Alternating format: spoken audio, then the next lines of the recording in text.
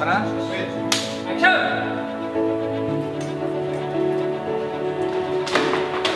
Nama saya adalah Nania Dinda Wirawan. Panggil saja saya Nania, Nia atau Nani. Saya adalah mahasiswa arsitek tingkat akhir. Nania. Lain kali hati-hati. Di sini kamu bisa diusir kalau kamu kayak ini. Nah ini Nani geser sini dikit ya. It's a wrap. Belum. Nan, sini Nan. Sini. Aku suka. Detail banget sih.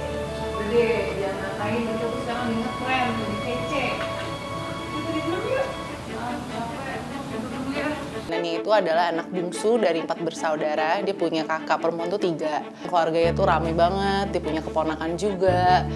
Dan karakter Nania sendiri ini berbeda sekali. Dia nih sosok perempuan yang sangat mandiri. She's very smart. Dari kecil tuh dia udah ngeliatin talenta dia. Dari karate, dia ikut paskibra, dia juga lulusan university yang bagus. Sangat pintar dan sangat berbakat. Hey, kalian tuh udah pada lihat iklan kampanyenya Mas Teguh belum sih di TV? Di sini berperan sebagai Ranti Wirawan. Ranti Wirawan itu adalah kakak tertua dari 4 bersaudara yang selalu melihat bibit bebet bobot kalau melihat orang lain dan ingin selalu terlihat baik di mata semua orang. So, she needs to look good. Ya, dia harus tersenyum, harus cantik dan bergelimang harta gitu ya.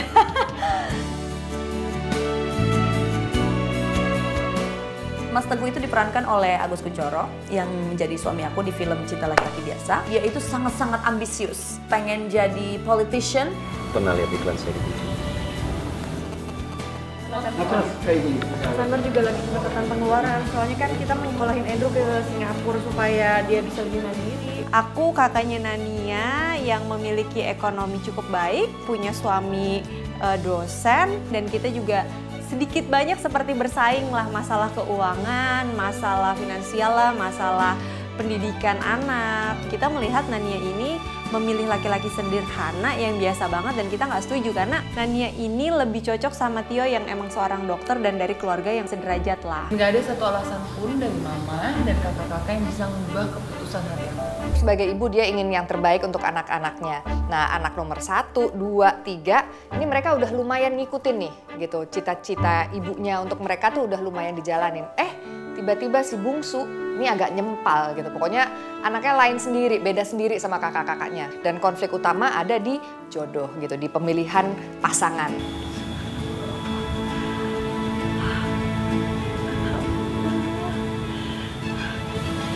Yang penting sekarang kita pikirkan cari pendamping yang tepat buat menemani ini.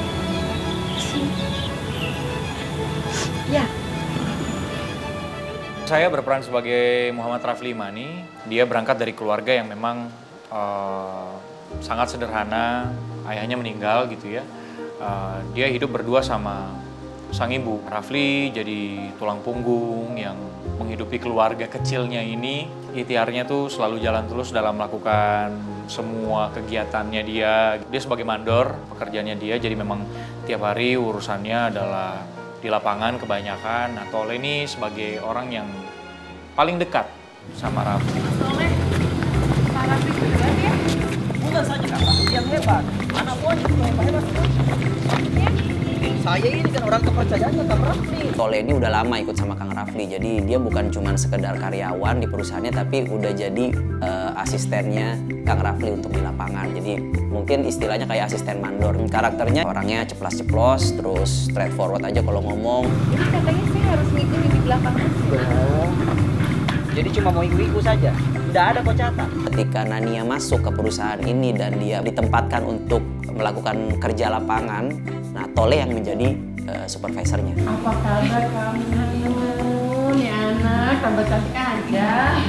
Lah, kalian sama ya, sama Dede. Saya berperan sebagai Tio, seorang dokter spesialis bedah otak yang masih muda, baik, dan sangat menyukai yang namanya Nania. Bibit bebet bobot adalah satu kalimat yang suka digunakan oleh keluarga Nania. Nah, karena semua itu pas dengan karakter Tio, maka Tio dijodohkan juga dengan Nania.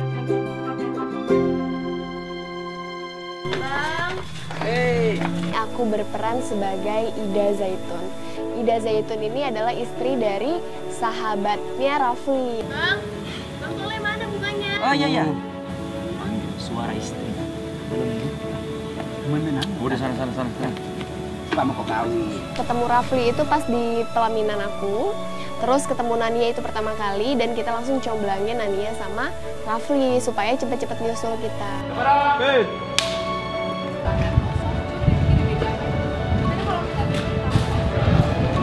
Nah, itu harus stop, harus lihat Rafli dia. Saya berperan sebagai Lulu. Lulu itu karakternya ceria. Dia cenderung ngomongnya ceplas-ceplos.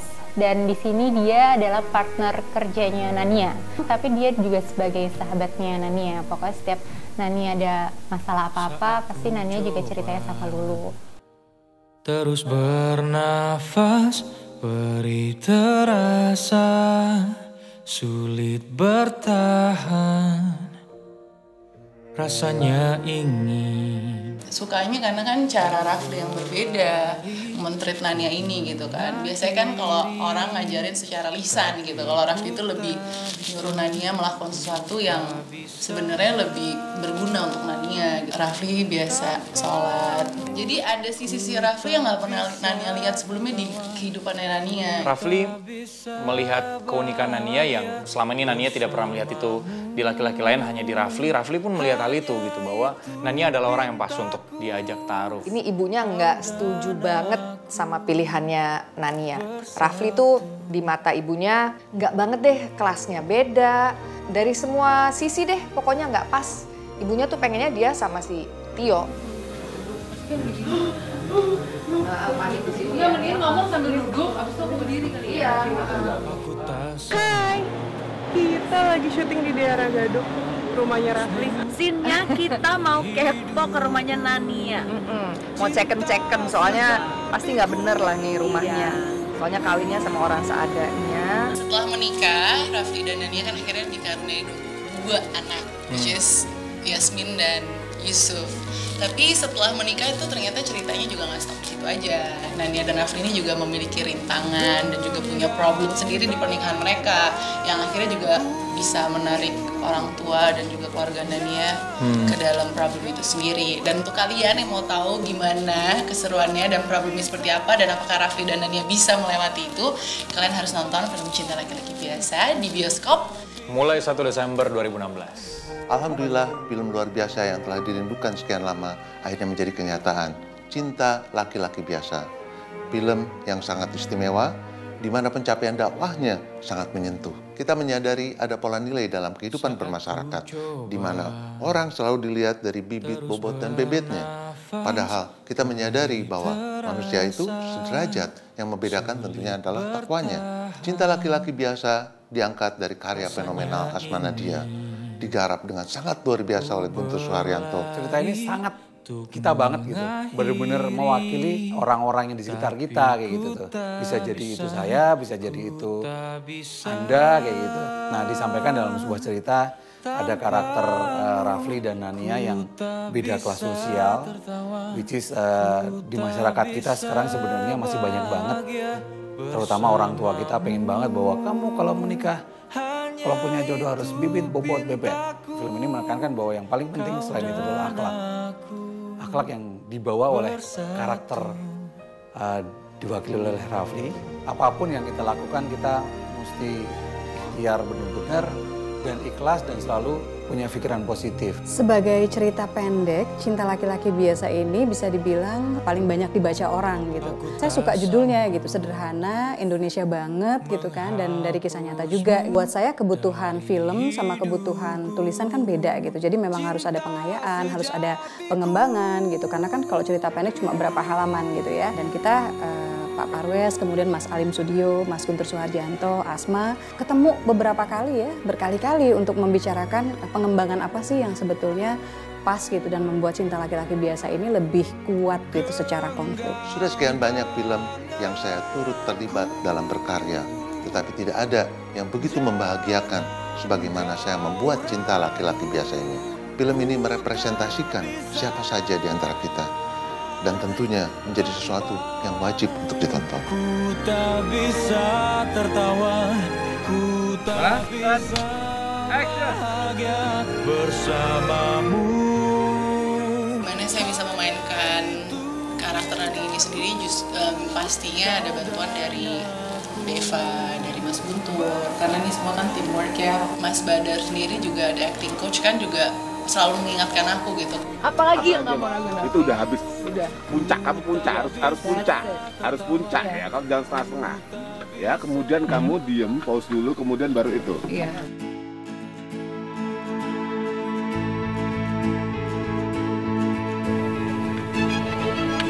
Roll kamera. And fokus sama. Action. Jasmine. Sayang. Jasmine. Jahat sama aku. Kesulitan memerankan karakter Rafli, terutama dengan konflik-konfliknya. Bagaimana cara bermain untuk bisa menguasain semua drama yang ada dalam film ini, yang pasti diskusi. Ya seperti yang Velov bilang tadi, kita kerja kolektif di sini ya dari awal. Kita semua sepakat, kita adalah keluarga, kita akan kerja kolektif, semuanya akan diselesaikan dengan ya saling bantu. Saya pribadi sebagai pemain di sini dengan begitu banyak sekali konflik yang harus kita bedah dan kita mainkan di skrip, sangat terbantukan dan semuanya ya lancar. Lagi ya tadi ya, sekali lagi. Tantangan terbesarnya itu ada di permainan emosi gitu kan, karena kan film ini menceritakan perjalanan hidup Nania dan Rafli ini dari saya mahasiswi sampai akhirnya saya memutuskan untuk berhijab. Harus ada perubahan gitu, di situ sih tantangannya ya.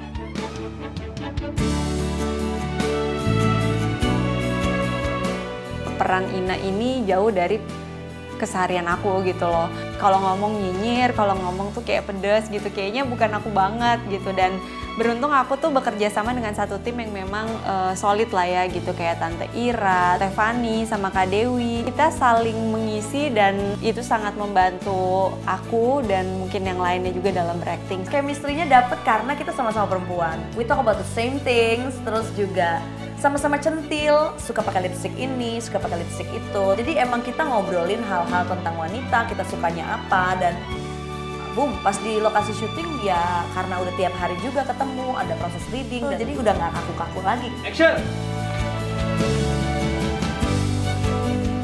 Dengan pemain-pemain yang lain hampir semuanya udah pernah ketemu gitu ya, udah pernah syuting sama-sama juga. Jadi untuk saling komunikasinya tuh udah enak. Kemudian kita juga punya kesempatan untuk reading gitu, sehingga itu sangat membantu gitu. Saya tuh emang seneng banget kerja sama Mas Guntur. Kita dikasih kebebasan gitu untuk berkreasi. Kamu di sini, kamera di bareng gitu. Jadi tadi aku sama Mas Badar udah diskusinya. Mas.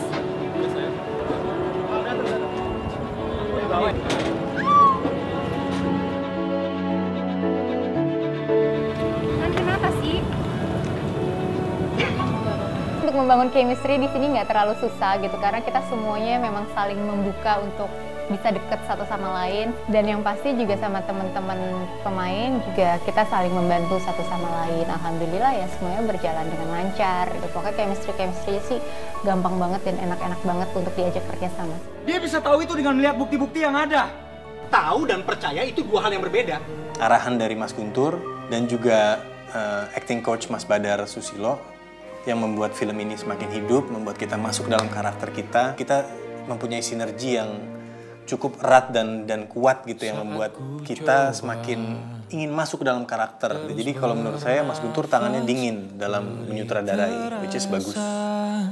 Sulit bertahan, rasanya ingin ku Ini mau adegan scene sama Tole dan juga sama anak aku bareng sama ibunya Rafli. Kita sekarang lagi di puncak. Ini lokasi rumah Rafli. Terus waktu yang ibu ngomong, carilah jodohmu gitu, pendampingmu gitu. Gaya penyutradaraan Pak Guntur tidak mendikte, tapi kita sebagai pemain diberikan kesempatan mengembangkan karakter yang kita pahami, kita mengerti, dan sutradara akan menambah kekayaan itu dan mengarahkan kita supaya kita on the track, tetap di realnya sesuai dengan karakter yang kita perankan.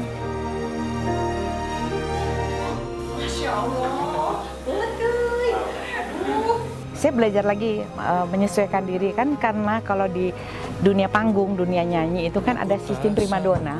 Tapi kalau di film saya kira itu nggak cocok kalau diberlakukan, karena ini kerja tim. Jadi nggak ada bintang, nggak ada semua, kita bekerja untuk supaya karya ini bisa punya jiwa, bisa punya ruh, bisa sampai kepada penonton apa yang disampaikan dari novelnya Bunda Asma Nadia ini.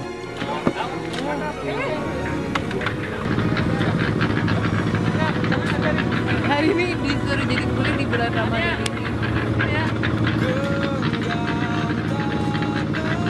Rasa jadi tukang bangunan awalnya tuh pasti kaget karena kan beradaptasi dengan lingkungan. Ada adegan saya ngaduk semen, masang batako, itu semua emang dikerjakan di situ dan latihannya pun di situ. Nggak terlalu sulit sebenarnya ngelakuin itu, cuma mungkin kendalanya panas. Tapi seru sih sebenarnya. Jadi pas dari sutradara sendiri Mas Guntur bilang, ayo Nania naik ke atas.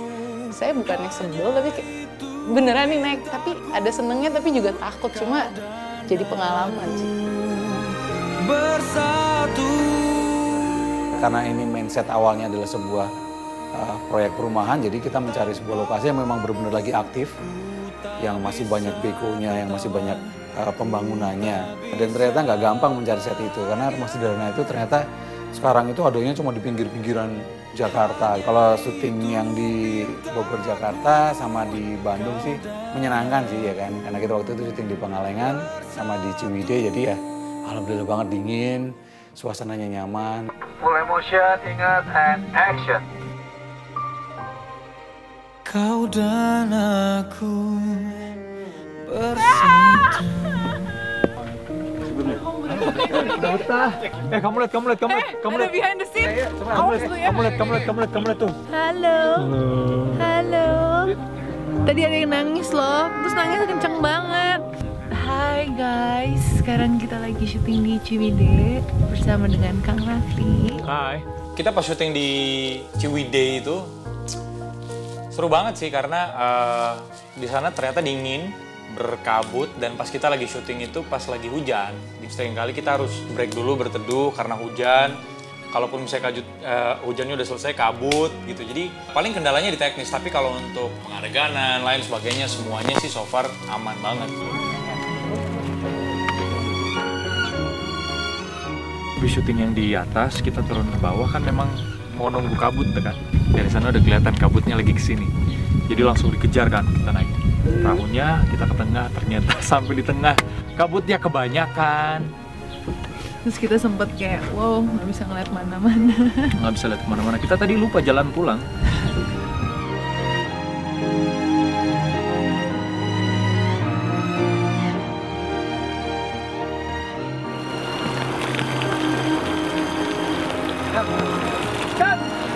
Ambil air.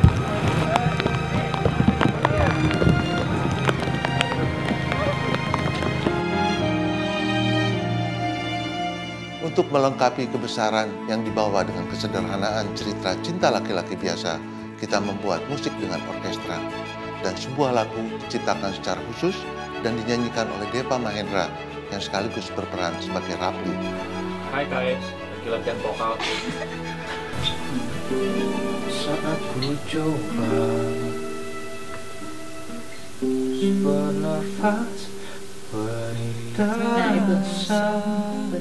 sulit bertahan.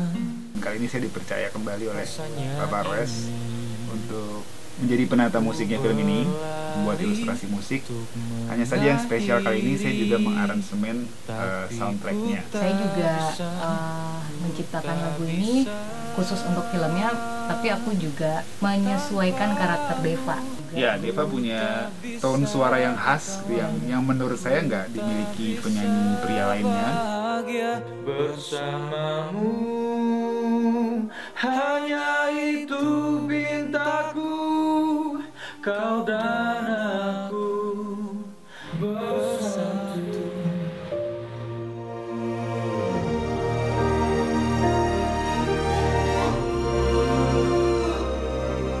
Hari ini hari yang cukup panjang rangkaiannya. Jadi tadi sebelum datang nyampe di studio, buat take vokal, kita udah syuting untuk video klip juga, dan semuanya berjalan lancar, menyenangkan sekali prosesnya. Setelah syuting video klipnya, akhirnya kita ke studio lagi untuk take vokal ulang lagi untuk tentunya bisa memberikan hasil yang maksimal. Dari hidupku, cinta sejatiku, aku sudah bebas, aku sudah lepas. Pokoknya nantikan aja original soundtrack dari film Cinta Laki-Laki Biasa seperti apa, dan juga video klipnya seperti apa. Nanti bakal tahu sama-sama jawabannya. Untuk film Cinta Laki-Laki Biasa ini spesial menggunakan orkestra asli, string section asli, 8 pemain untuk lebih dramatis. Secara konsep saya sengaja bikin satu tone gitu, satu gambaran besar yang khusus dibuat untuk film ini.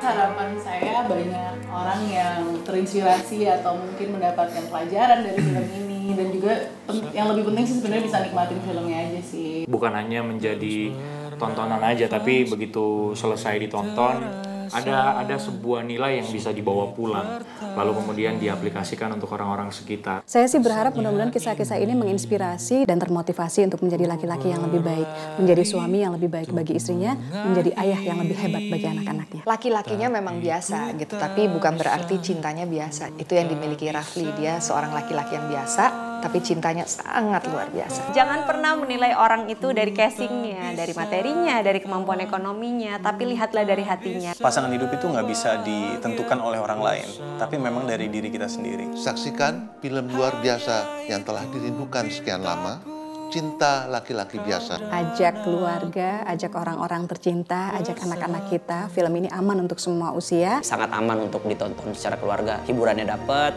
pelajarannya dapat. Jadi, saksikan Cinta Laki-Laki Biasa. Film Cinta Laki-Laki Biasa. Cinta Laki-Laki Biasa. Cinta Laki-Laki Biasa. Film Cinta Laki-Laki Biasa. Sebuah film drama yang diangkat dari karya fenomenal Asma Nadia. Mulai tayang 1 Desember. Tanggal 1 Desember 2016 ini. Di seluruh bioskop di Indonesia. Ajak semuanya.